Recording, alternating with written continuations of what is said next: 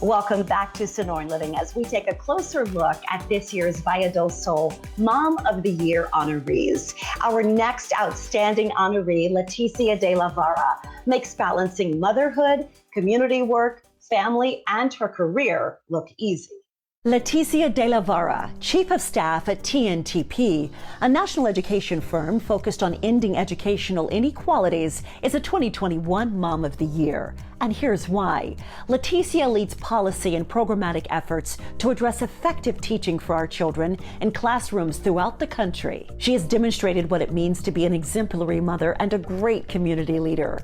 Motherhood was not a part of Leticia's plan, but it changed her life. All of it is awesome, right? In the first 5 years, every single thing your child does is new, and especially if it is your first child, it's just a overwhelming new experience. But I think not having a game plan or what I expected it to be, like what was the coolest was that I was doing it. Leticia, a single mother, has not only been a role model for her own daughter, but for her community, always standing up for what she believes. She was birthed into community leadership by her mother, Elisa de la Vara.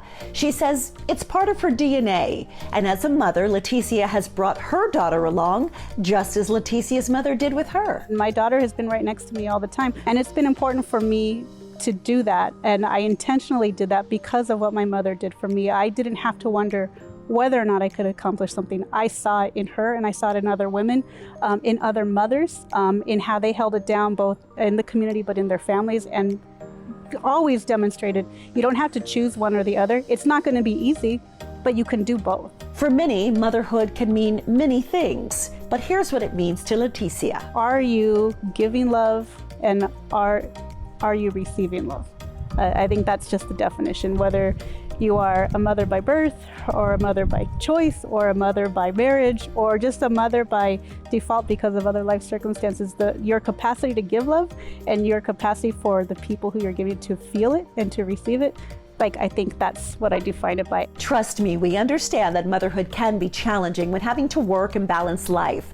Leticia says it's tough more so for those working from home. I think it's just worrying that there's a right way to do it. I think we put too much pressure that it has to look one certain way. And once you relieve yourselves of that pressure, you understand you're going to have great days, you're not going to have great days. Communicating with her daughter and letting her voice her needs is important because it matters.